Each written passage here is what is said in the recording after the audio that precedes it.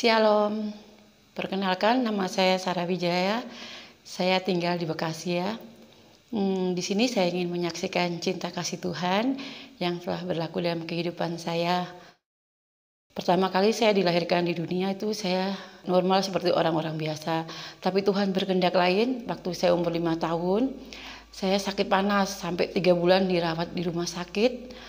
Dan seluruh badan bengkak, dokter pun sudah angkat tangan, gitu cerita ibu saya ya.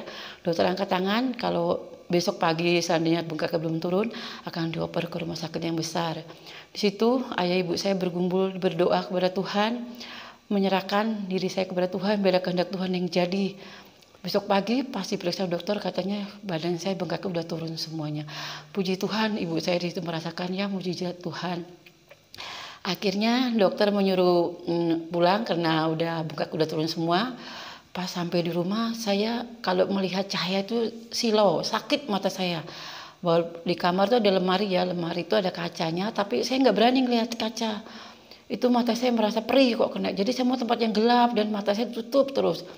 Itu dapat kira-kira 1 minggu saya di rumah. Saya udah mulai berani buka mata. Ternyata saya melihat kayak gelap semua, saya udah nggak bisa lihat apa-apa ya.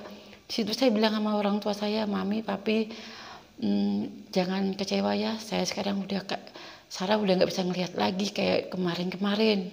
Di situ orang tua saya nangis ya, sabar ya Sarah, kata gitu. Dibawa ke operasi pun kata dokter nggak bisa karena kena syaraf mata.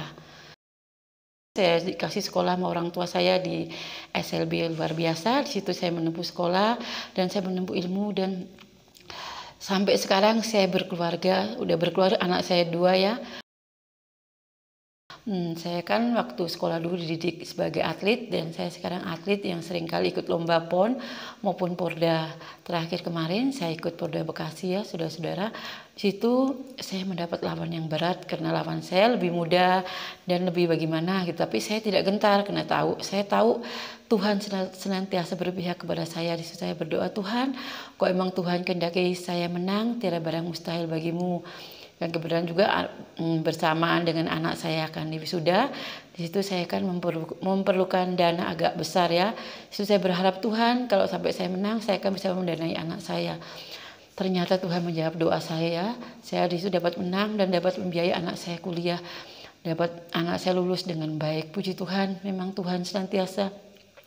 Pertolongan Tuhan tidak pernah terlambat dalam kehidupan saya, senantiasa kehendak Tuhan adalah baik adanya. Ya, semoga kesaksian saya ini menjadi berkat bagi yang mendengarkan. Percayalah Tuhan Yesus tidak pernah berubah dahulu, sekarang, sampai selama-lamanya. Terima kasih, Tuhan Yesus memberkati.